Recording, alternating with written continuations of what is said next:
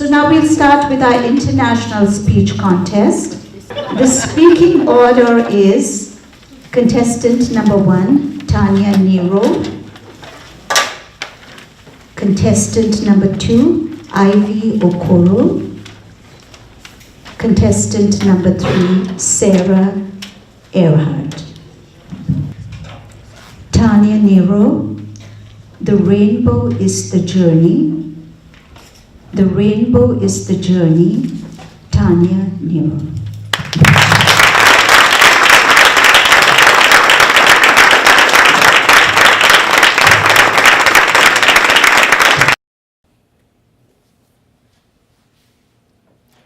Somewhere over the rainbow,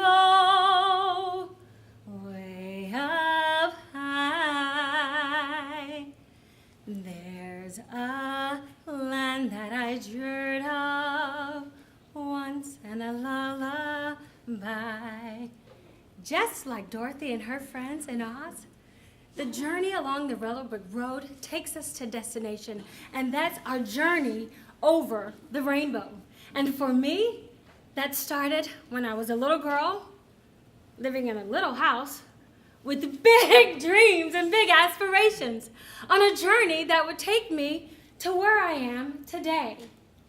Oftentimes in the summer, you would find my sisters and I rolling up our pant sleigh with our bucket and our fishing poles, heading down to the river. Along that journey, there were ruts in the roads, so we'd have to be careful as not to twist our ankles. When we would go on that path, along the way, we would find these little jewels that we called seashells. Some of them would be rusty, so we would blow them off, and then we would listen. And you could hear the waves of the waters.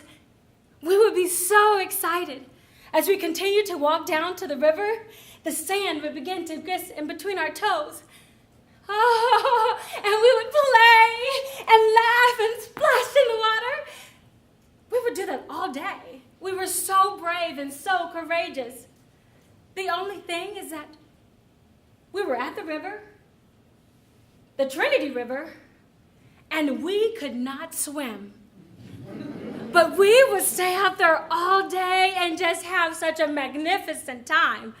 That's when I was young, and I thought I was the greatest, most perfectest little girl in the world. Those thoughts and ideas, they soon came to a crash.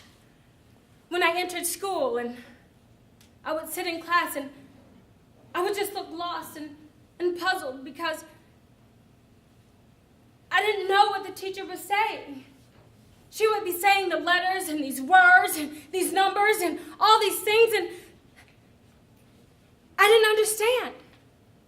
I couldn't read, so someone would come and they would have their book and they would take us out of the room.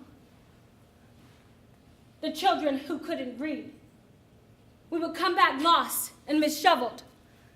And then the math person would come and take us out of the room to give us that extra help so that we could be better.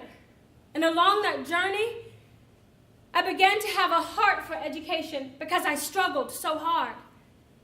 Along that way, I continued to push and persevere. And by the time I graduated high school, I was in the top 25 of my class. Yeah. If my teacher could have told my story, that's not the destination she would have written for me. I continued to walk that path with a heart and a love for education. But where would that take me? A heart for education. How could I pay for that? Well, one day, I stood on some yellow footprints as these ladies just screamed in my face, "Get in line! Be in line! Be quiet!" Oh my, what have I done? I was on the journey to become a United States Marine. 13 weeks of women screaming in my face, learning how to drill with precision and accuracy, continuing to learn and continuing to grow. For what? What was going to be the end? I got to my first duty station. I'm the best of the best. I had earned the Eagle Golden Anchor. I was already a Marine, right? When I got to my duty station, my gunny sergeant met me at the counter, looked at my book and said, 298 out of a 300 PFT score? That is just not good enough. I was crushed. I was angry and I was mad because I had been broken yet again, reaching and striving for excellence, only to be broken yet again. So I continued to run, passing up those guys as I went along, getting my rank. I was beginning to feel good again.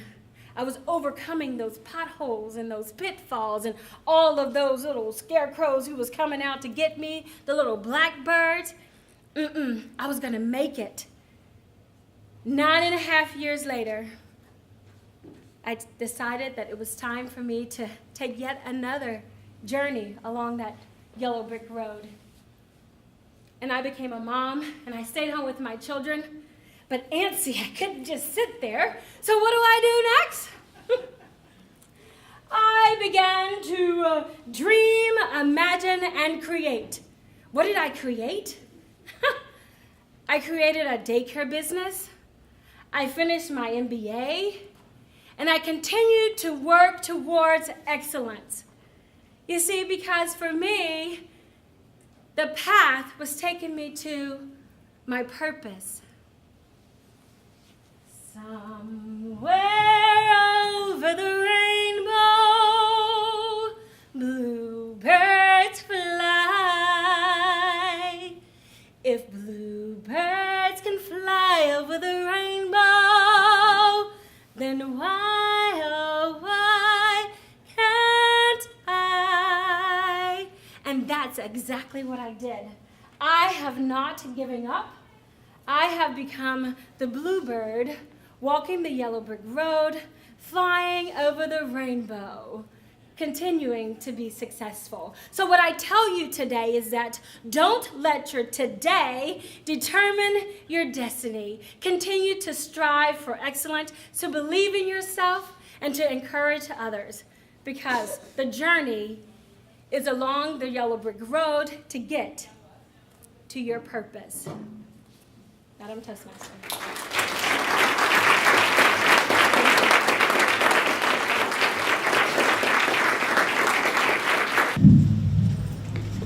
Ivy Okoro, you're golden.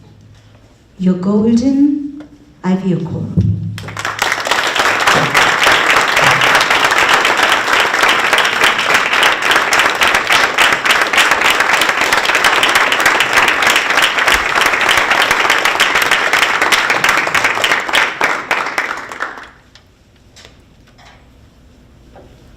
Good evening, Toastmasters and fellow guests. I have a question. Raise your hand if you're alive and breathing. I'll raise my hand too. I like to think I'm alive and breathing as well.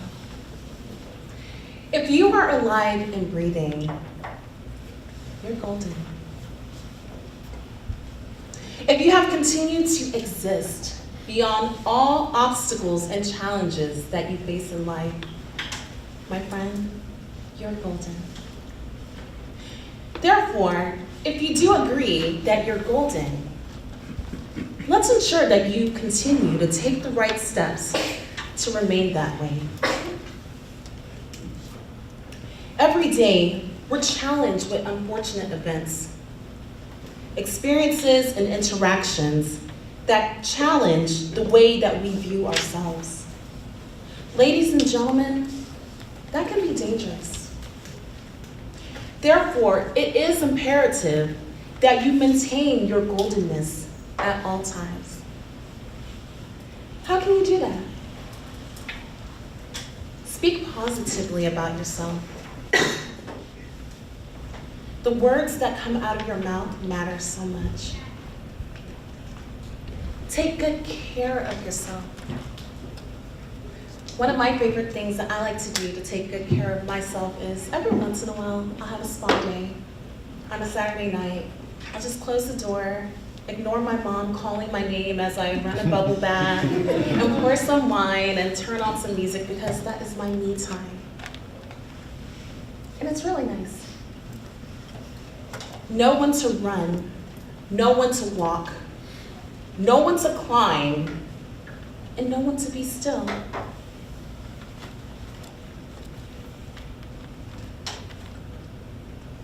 Take the opportunity to reflect on all things that surround you, each and every single day.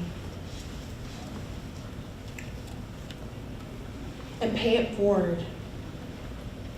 Do good to others, because it will do your soul good. On the pathway to maintaining your goldenness, it's also very important to exercise the following precautions. Remove toxic people that exist in your environment.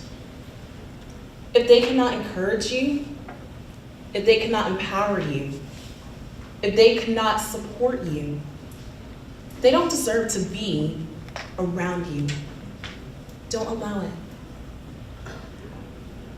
Confront adversity with a mentality of peace, solution, and the opportunity to learn and evolve from that experience. And don't be afraid to try again. Don't be afraid. If you failed at something, at least you tried. And try again, and eventually you will get it right. The practice of goldenness, I believe, it starts at home within you. What will you do moving forward?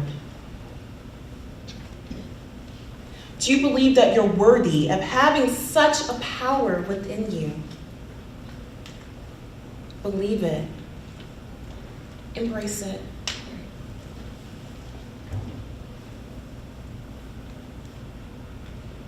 And remember these final words. Remember that above all things, you are perfect as you are today. Your mistakes do not define who you are. Your obstacles that you have faced in life do not define who you are by any means. Therefore, remember also to capitalize on your greatness every single day. Remember to do the hard work so that you can maintain your shine, even in the midst of the storm. When you do the hard work, your shine, it continues to get brighter and brighter. And eventually, it's infectious. It's beautiful. And it's something that all of those around you, they cannot deny. Remember to take self-care, because you're absolutely no good to this world if you cannot be good to you. Most importantly, remember that this world depends on your influence. All of us are like specks of stars in the universe that are connected both directly and indirectly. The more connected that we are as individuals, the more impactful that we can be collectively. In every season of life, always remember, you must continue to grow. You must continue to glow, because my precious, you are golden. Thank you.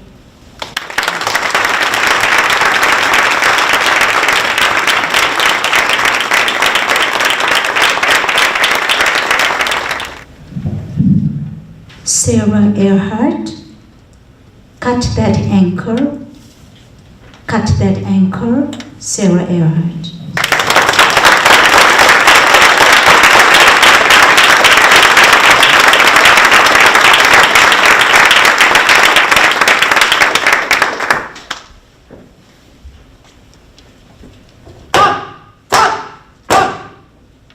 That is the sound of my father's boots on the creaky wooden stairs. Crash! That is the sound of my father violently slamming open my bedroom door. Get up! Now! Every day that my father roused me out of bed in the middle of the night for some random, inconsequential infraction, my body was engulfed with fear. This fear incapacitated me for years. I never knew when he was going to blow up. What could I possibly do to keep him calm?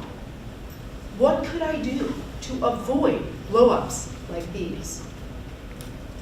Madam Toastmaster, and to you, my fellow fear fighters, I want you to imagine for a moment your greatest fear. I want you to picture it in the forefront of your mind. Are you afraid of heights? Are you afraid to try because you might possibly fail? Are you, dare I ask this crowd, afraid of public speaking? Are you a victim of domestic violence? I want you, when you have your greatest fear in the forefront of your mind, to raise your hand. I see you in the back. What does this fear do to your life? How does this fear make you feel? Fear is an anchor. It yanks you down into the darkness. This fear is shackled to your ankles, and it yanks you away from the light and steals your oxygen. I think we all can remember times in our life where we have felt tremendous fear. Those moments when we can't speak, we can't move, we can't breathe. We know what we should be doing, but we don't do it. We have all felt that type of fear. This fear, if you allow it to remain shackled to you, yanking you down, it will take you to a place where light cannot penetrate. It will become, that anchor will become your secure place. As awful and dark as it is, it will be the only thing down there to hold on to. As I grew, I never knew when something violent was going to happen. I never knew when my father was going to smash a plate, throw boiling water at my mother, or toss me down the stairs. Like most abusers, my father's violent episodes only continued to escalate because he didn't know how to handle his own difficult emotions. I vividly remember an incident where I accidentally knocked over a cup of juice. Crash went my father's hand on the table, his face grotesque with rage, and his hand poised to strike. When would this fear anchor leave? When would I be able to breathe again? Fast forward to high school. Something within me changed. It was almost imperceptible. The day that I looked my father in the eye and I said to him, I will not allow you to hit me again. That day, those anchor chains moved just a smidge. I was 13 years old. My father never hit me again. The day that I signed up to study abroad and go and see this beautiful earth that God has given us, I signed up despite my father's rage that I was wasting all of this money. I felt those fear anchor chains move just a little bit more. I went and I met real life fear fighters all around this world that had risen up despite insurmountable odds. The day that I married my very best friend. That day, I married the kindest, most gentle soul, ending this cycle of domestic violence. That day, I finally was able to kick my foot free and start kicking towards the light. And the day that my father died, that day, I began the long and arduous process of forgiving a man who never showed any remorse. I was finally able to start struggling free and cutting myself loose from the anger that had pulled me down for so long. My fellow fear fighters, you too have this strength within you. Do it now. Cut yourself loose from whatever fear anchor is yanking you down. There's never going to be a good day for this struggle. I can promise you that. Do the things that you're afraid to do. Go to the places that you're afraid to go. Have those difficult conversations that you are afraid to have. It is worth it. Your life is worth it. Imagine your life with zero fear in it. Just picture it. Zero fear. I want you, one last time, to imagine your greatest fear. I want you to picture it one time in the forefront of your mind. I want you to see it in all of its arrays and colors. Acknowledge it. Look it in the eye. And then I want you to cut loose from that anchor. And in the fearless words of Andra Day, I will rise up, I will rise like the day, I'll rise up, I'll rise unafraid, I'll rise up, and I'll do it 1,000 times again. Madam Toastmaster.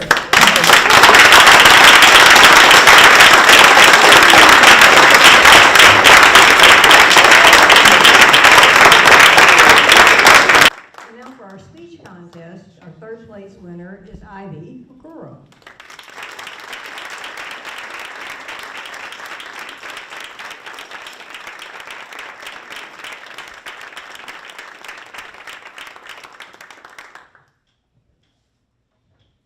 Our second place winner is Tanya Nero.